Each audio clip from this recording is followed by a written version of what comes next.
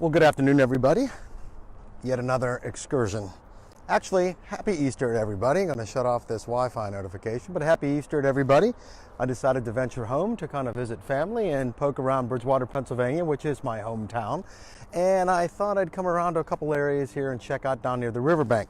And it would appear that the little pavilion behind me is the only thing not being condemned currently, because during the bicentennial of the country, all the little wooden parts over there were actually done as a public park. And since then, those are the only things that haven't been redone. So some of it is actually condemned.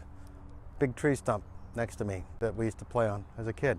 But the reason why we're here, Jim Algren, hello, how are you doing? But the reason why we're here is, of course, history. History. Beside me, the Beaver River. Behind me, the Bridgewater-Rochester Bridge. We're in Bridgewater, which is my hometown. Now, some of the history that's basically been brought up kind of recently with a Broadway play is Hamilton. Hamilton, of course, is the story of our first Secretary of the Treasury, Alexander Hamilton, who was killed tragically in a duel with the Vice President of the United States of America, whose name was Aaron Burr. Unless you have peanut butter in your mouth and you don't have any milk to wash it down with, then it's boo. But anyways, Aaron Burr was the Vice President of the United States of America under Thomas Jefferson. Yes, Thomas Jefferson, his first term. But after that was done, a couple things happened in Aaron Burr's life. Of course, the first thing was he gets into that very infamous duel with Alexander Hamilton, where they cross the Hudson River over into Weehawken, New Jersey.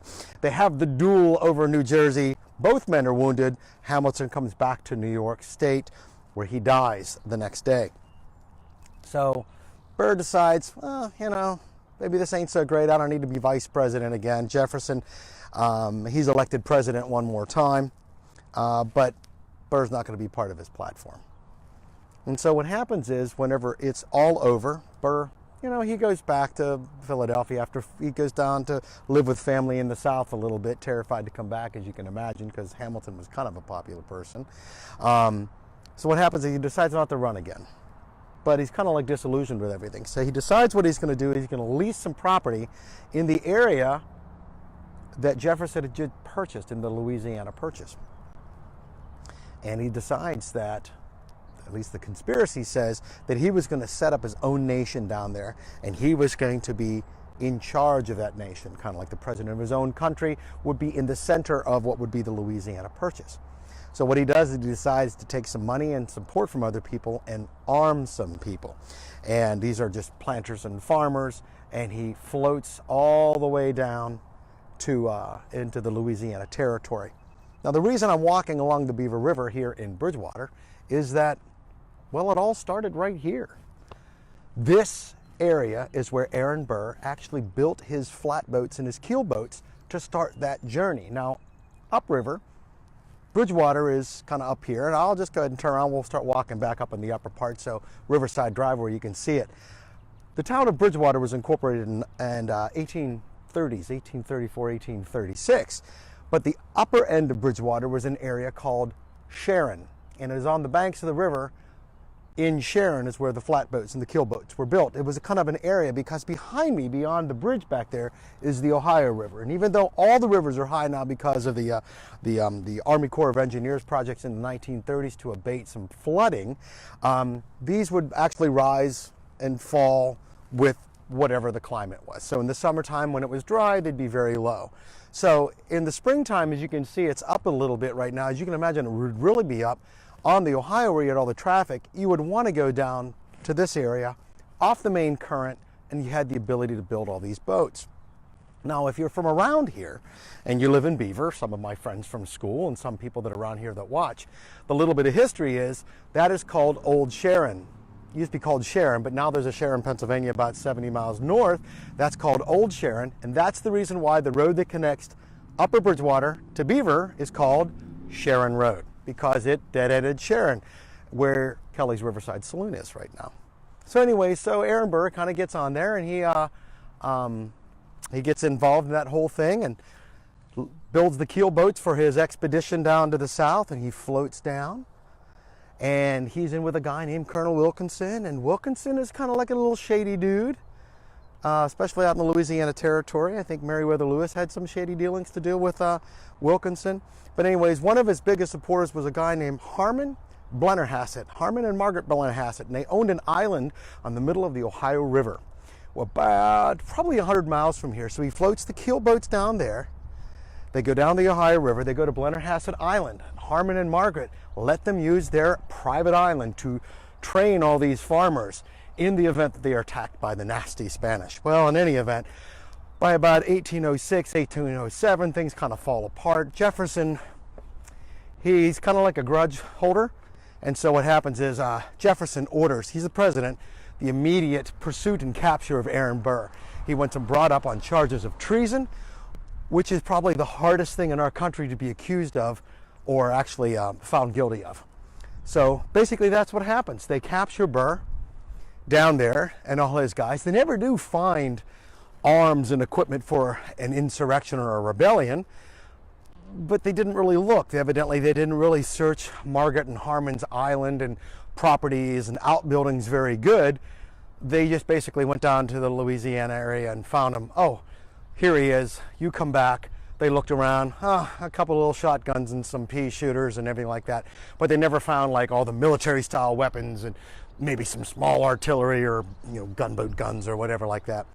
In any event, Aaron Burr is brought back to Richmond, Virginia, where he is tried for treason, and he is acquitted. And it really becomes the first test of the Constitution on several levels.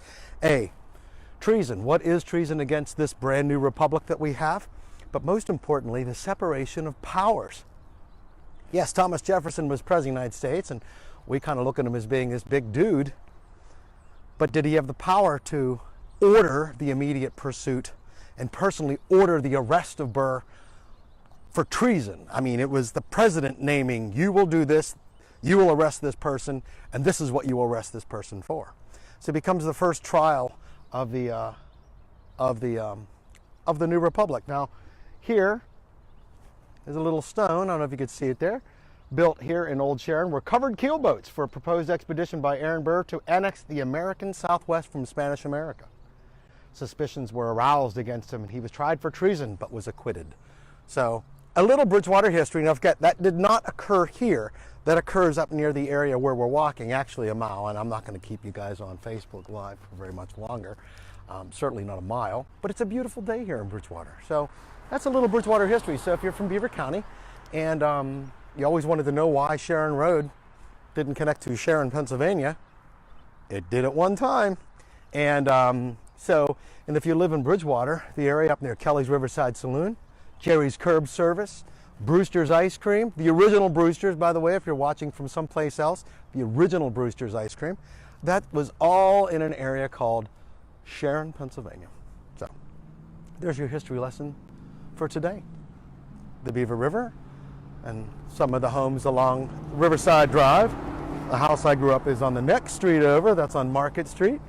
And I used to actually live right down here. So, but I'll cross, I'm gonna go down here a little bit, and if anybody has any questions, some people are watching. There's a wave to Scott Buffington. Again, Scott loves to watch my things, but I wanna tell everybody this right now. Scott Buffington has forgotten more about American history than I will ever know in my entire lifetime. So Scott, thank you for watching, and thank you for not embarrassing me with any corrections. Scott will do that privately. And Jim Beal is watching. Jim, good morning to you. A couple other people, I'll just go ahead and scroll down and see what's up. Mike Twardy watching. Mike, how's it all going down there? Rosalina Sabina. Hey, Rosalina, so now you're from Beaver County. Now you know why Sharon is, where Sharon was and why Sharon Road is Sharon Road. Had Hamilton had NRA pistol training, he'd have won that duel, just saying. Hey, listen, I'm not going to get into that little time machine and go back on that debate, Anthony, but that would be a very interesting television show or episode of The Twilight Zone, if you had the ability to do that. Alexander Hamilton is buried at Trinity Churchyard in downtown Manhattan. I really, really wish Jason Wickerstein were watching. I know he's and Mark Herman, they're big historians from New York State, and I think Jason's from New Jersey. I think he's from Staten Island, but big history. They would know better, but I'm almost positive it's at Trinity Churchyard, very close to where the Twin Towers stood. But that's where Alexander Hamilton is buried. Now, of course, that brings up in Beaver County the second duel, or the second thing that would have been associated with a duel that has to deal with Beaver County history. And we talked about that 2 years ago. I did a Facebook Live from Savannah, Georgia, where Button Gwinnett County, Georgia is named after Button Gwinnett, one of the signers of the Declaration of Independence, was killed in a duel with Lachlan McIntosh. And that was in 1777. And McIntosh is basically sent kind of like what Burr did. Burr got the hell out of Dodge, and he hung out, and he wanted to wait for things to settle a little bit. And so in Beaver is Fort McIntosh, which was at one point, the westernmost fort on the frontier. So that's two major duels that had very close ties to where we're standing right now. Aaron Burr, not even a mile from where I'm walking to, and up in Beaver, which is way up over the hill, up over yonder, probably about 1.5 miles from here, is Fort McIntosh. So that's basically the history. Nobody else is saying anything. 3 people still watching, still awake. It's pretty awesome.